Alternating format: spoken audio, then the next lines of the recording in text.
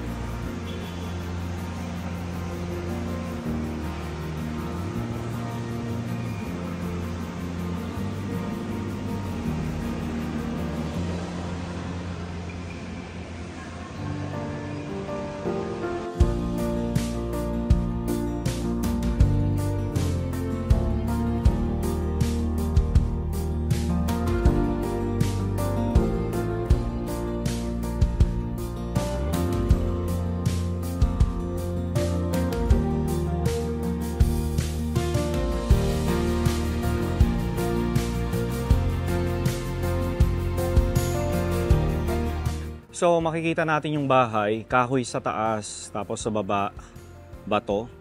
So typical bahay na bato mga kaijubero. And then yung mga window, kapis window, ayan. Tapos dito makakita tayo ng used to be fountain or ngayon pond na lang siya.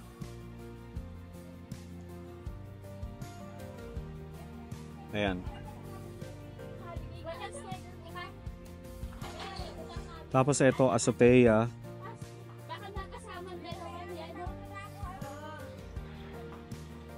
Hello. Hello Welcome po. po dito sa Casa de Segunda. Si Segunda po, first love po ni Jose Rizal. Yan, hindi naman naging sila kasi nung unang panahon ang uso fixed marriage, matandaan. Kaya siya po ay pinagkasundo kay Manuel Luz, isa sa pinakamayaman dito sa Lipa, yun po ang napangasawa niya. Nagkaroon po sila ng 9 na anak. Ang dami, no? Opo, kasi hindi naman daw uso ang family planning. Ang family that planning, time. yes, Yan totoo. po yung mga anak nila, 9 po. So ilang taon si Ma'am Luz at saka yung asawa niya nung kinasal sila? Si Segunda po that time is 16 years old. 16, tapos yung asawa? I think it's 18, it's 2 years. 2 years, okay. Yes, pero bata pa rin kasi, sila, no? Si Segunda sa picture na yun is 14 years old. 14 lang siya dito. Si Rizal I see. that time is 16. Si Segunda po, nag-aaral sa La Concordia, isa sa pinakamatandang women's school sa Manila. La Concordia, Yes. okay. Kaya po sila nagkakilala ni Rizal kasi po, yung sister ni Rizal, si Olympia, dormmate po ni Segunda. Doon po sila tapos nagkakilala kaibigan. sa mga Oo. party-party, yon. Kaya lang that time, hindi na pwedeng ligawan si Segunda, hindi na siya pwedeng lapitan dahil engaged na nga siya. Engaged na nga Manuel siya. Luz, yun. Oo. Tapos nang nalaman daw ni Manuel Luz na nagkakagusto si Rizal nga, at the age of 16, pinauwi na dito sa Lipa para sila magpakasal. Pakasal na sila at the age of 16. 16 and 18, no? So ito yung kanilang mga anak. So 1, 2, 3, 4, 5, 6, 7, 8, 9. Pero wala nang buhay sa mga anak nila. Wala na po. Wala na. Kasi po yung namamahala ngayon dito, isa sa mga descendant is 83 years old na. Saan siya Fourth nagmula? generation. Saan siya Dito nagmula? po siya nagmula. Ano siya? Apo? Kay Paz Luz. Apo ni Paz Luz, anak po siya ni Carlos. Yun. Okay. Dito, anak siya ni Carlos. So, yung structure ng bahay, madam, most is original, ano? This is 90% original. 90%. 137 years old na house. Isa sa house na hindi nasunog yung Second World War. Noong unang panahon daw kasi yumaman ang lipagawa ng kaping barako, palakihan sila ng bahay. Oo nga. Nagustuhan ng mga Hapon na tumira dito. Ayaw umalis ng Hapon. Ang ginawa ng US, bombahin ang lipa. Kaya nadama yung mga bahay. 5 lang yung nakasurvive. Ito lang yung open sa public sa 5 yun. Eto, ma'am, ano yun dito? Wala na to? Ayan, yan po, kung nakita ninyo, yan po ilalim na yan, yun po yung bodega nila. Ito. Yan po yung kanilang, yung underground yan. Oh, really? Yan daw po yung taguan ng pera noong unang panahon. Yung pinagbibentahan nila sa kape, sack of gold coins. Sako-sakong gold coins. Yan po nakatago. Oh, pero syempre ngayon wala na. Wala na, siyempre. Ubus naman. Malinis na po yun. Oo. So, may underground talaga siya. Malawak yun. Nakita mo na. Hindi lang na, hindi ba talaga siya masyadong malaki. Hindi. Parang ano lang. Parang ganyan lang. Okay. Malawak ko, hanggang isang kwarto. Oo. O, di ba yung hagdan nila, o kita nyo? Sana hindi nyo na siya ibahin. Ganyan lang siya. No? Hindi na talaga Oo. Tapos dito, yan ang kanilang komedor. komedor, ibig sabihin hapagkainan or dining area, Yes, no? dining. Yeah. Plancha po nila noong unang panahon. Ito ba yung tinatawag na Prensa, prensa? yes. Oo. Intersuelo, hindi na namin pinapapasukan. Because, Mahuna na po yung sahig. At saka, yan parang opisina nila noong unang panahon. sa Sa amin, Spanish daw is mezzanine. Room in between. Kasi noong unang panahon daw, laging may ganun. Magtumaas, laging may room. Tapos okay. ginagawa nilang opisina kasi nag-aral sila, hindi naman sila nagtrabaho. Kaya, anong nangyayari? Parang ginagawa nilang opisina. Work from home. Uso na Parang yun. ganon. Oh, introsuelo. Yes. Eto ma'am, hindi na to Nandito po gumagana. Ay, gumagana pa to. Gumagana pa. Oo nga, no, 100 years old na. Pero di ba ang piano kapag hindi nagagamit, lalong masisira? Siguro nga. Oo. Pero gumagana pa siya, kaya lang wala na siya sa tune. Okay. Yun. Hindi naman yung totally sira na Hindi talaga, na, no? Tapos yung kanilang chess table. Oo nga Na daw. Oo. pinaglaruan ni Rizal at saka ni Manuel Luz. Natalo daw si Rizal. Oo, alam ko magkaibigan sila, di ba? Magkaibigan din sila. Naging magkaibigan na sila nung naging mag-asawa na si Segunda at si Manuel. Pumasyal siya dito, naglaro sila ng chess, natalo siya. Natalo si Rizal? Si Rizal. Kasi that time naman, kaya nakapasyal si Rizal, I think nagsusulisit si Rizal. Marami siyang project that time, ay mayaman sila Segunda. Oo. Kaya, yun, kaya siya nakapasyal dito. Tapos nakakabayo siya. Oo nga daw. Kalamba oo. papunta dito. Yung kabayo niya, doon niya tinatali sa puno ng alagaw sa labas. Yung nasa entrance, Yung, no? Nasa entrance. Yun daw yung paracetamol noong unang panahon. Paracetamol. Gamot sa ubo, lagnat, sipon. Oh. Yun. So ngayon ba ginagamit nyo pa rin yun? Ginagamit pa rin ngayon. Talaga? Effective siya sa sipon. Oh. Tsaka sa ubo. Yun. Tawag dito is butaka. Oo, butaka. Yeah. Paanakan or parang relaxing Relax. nakataas. Normally, di ba nakataas Yes. ang paa niyan? Kaya may ganito. Tinataas yung paa talaga. O, di ba? Kasi may mga bahay tayong napuntahan na hindi na original yung gamit. Parang pinuno na lang para hindi naman bare Para hindi. tingnan. So, Pero ito original eto talaga original lahat. Gamit talaga yan. nila. Yan. Kaya Even sobrang itong mga bibigat. to? Yan. Kaya sobrang bibigat nila. Mabigat yung silya. Ma'am, sino po siya? Siya po isa sa po sa mga descendant. Mga apo? Apo ko. Apo ni Katig, ni ano? Ni Segunda? Segunda. Okay. Tapos sila po yung... Yan, mga pang 4th generation. Eto na yun. Ito po kasi si Lola. Pang 4th generation. Si Lola Lilet. Yun nandyan. Kailang oo. medyo bata pa siya dyan. Oo, Lola Lilet.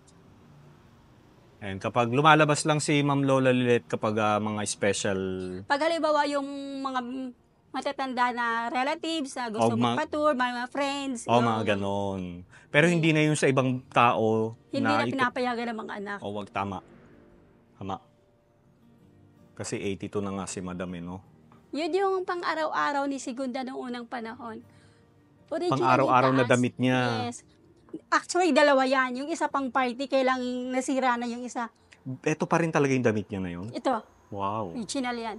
Binomba ang Lipa, 5 bahay ang Ang natira. nakasurvive, yes. Kasama itong Ito. Tapos ito lang yung open sa public. Tapos yung 4, yung 3 napabayaan na yata. Yung isa Natanggal nga, na. yung nado-doon sa may papuntang Carmel. Oo, yung Luz Bautista. Librea Bautista, yes.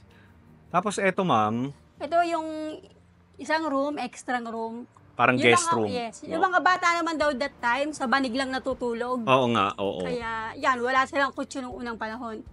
Hindi ito original yung kutsyon. Pero yung bed frame, Ayun. ayun ang original. Eto hindi na. Hindi na. Ah, Ito yung luggage sila nung unang panahon, yung maleta nila. Ang tawag Tampipi. itang pipi, yan. Oo nga. Nakikita natin yan sa mga pelikula Tapos nila. yung kanilang makina de mano. Makina de mano. Yung rocking chair nila, ang tawag dito ay kolumpyo. Tungga-tungga. Kolumpyo ang tawag. Columpio. Rocking chair sa English kung gusto niyo pasosyalin.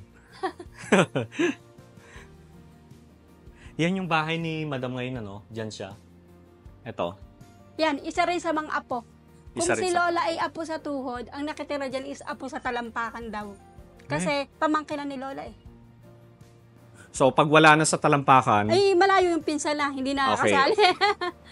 Ito Din- yung kwarto nila Segunda. Yan. tsaka nung asawa niya. Yan, tsaka ni Manuel Luz. Yan. Pero yung bed frame, yan pa rin po Original yun? pa yan. Oh. Kahit yung gano, yung tawag pala dito is Solehiya. Oh, yung Dito. bed niya, oo. Dito.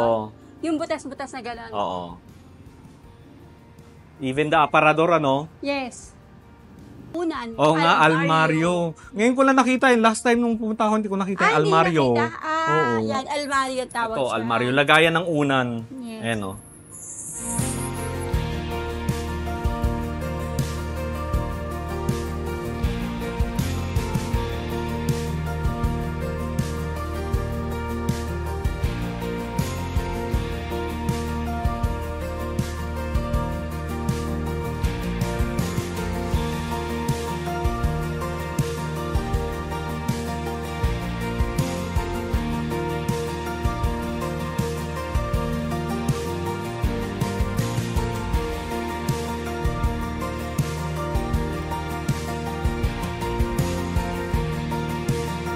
So, everyday open Open. ang Casa Segunda. Yes po. From 8 to 5. 8 o'clock ng umaga hanggang 5 ng hapon. 5 ng hapon. And how much ang entrance fee?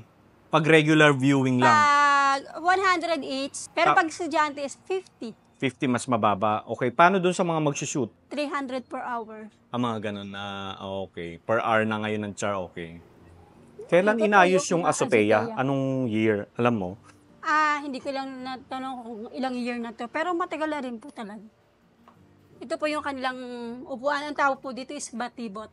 Batibot? Mga tawag sa mga upuan na yan. Batibot. Oh, batibot. So, ibig sabihin, yung upuan na yan, gamit talaga rin nila yan noon pa. Medyo, ang napalitan po dito is ganito. Kasi dati is kahoy. Oo, Kasi oo. sobrang nababasa ng ulan. Oo. Ito, pero ang mga frame ng ganyan, mga original Bakal po yan. talaga. Opo. Outdoor talaga, kailangan mo na siyang iganyan, no? Pagkahoy talaga, madaling masira. So, etong puno na to, nandito na ba talaga ito noon pa? Opo, matagal na to pong punong ito. Kasi nung unang panahon daw kasi, yung mga modern house na yan, puros puno ng prutas. Fruit berries yan. Oo. Kasi malaking ang bahay na ito. 2 street ang nakakasakop.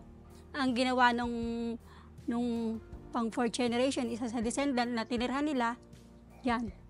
Pinalis yung mga puno, diyan sila nagbahay. Oo. Pero maraming prutas sa likod niyan. Meron diyang avocado. Until now. Oh, avocado, santol, lansones, star apple. Yan, marami Oh. dyan. Wow. Tapos ito yung puno ng kaping barako. Kung saan Puno sila ng yumaman. kaping... Kung saan sila yumaman. Ah, this one, oo. Ito po yung kaping barako. Puno. Oo. Kaping Kaya, barako. Kung wala saan siyang- sila yumaman Wala siyang, nung araw. wala na siyang bunga.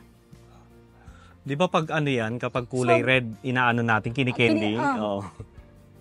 Tapos pag naging black na, yon pwede na kuhain. Oo. Tapos ibibilad, Mhm. tapos babalatan, batawag doon. Yes. So, ito yung sinasabi mong gamot sa Yan, gamot sa ubo, lagnat, sipon. Anong tawag sa puno na Yan yan? daw po yung paracetamol nung unang panahon. Anong tawag sa puno? Alagaw. Alagaw? Alagaw tree. Alagaw tree. Mas magaling Gamot siya saan? sa ubo. Sa ubo. Ubo, lagnat, sipon. Yung dahon, lilinisin lang, tapos ilalaga, yun, pabulakan ng pabulakan, gagawin mong tubig. Tapos iinumin. Napaka-effective. Yes po. Napaka-effective niya. Wow. So, nag-open ito every day from 8 o'clock hanggang 5 o'clock ng hapon. Ayan. Kaya, pwede kayong pumunta rito anytime. Pero syempre, wag lang gabi. Ano? Ayan. So, during that time, nung ginagawa yung bahay, hindi pa uso ang semento, mga kaitsubero. So, yung columns ay gawa sa adobe, lime, at saka buhangin. Ayan. Okay?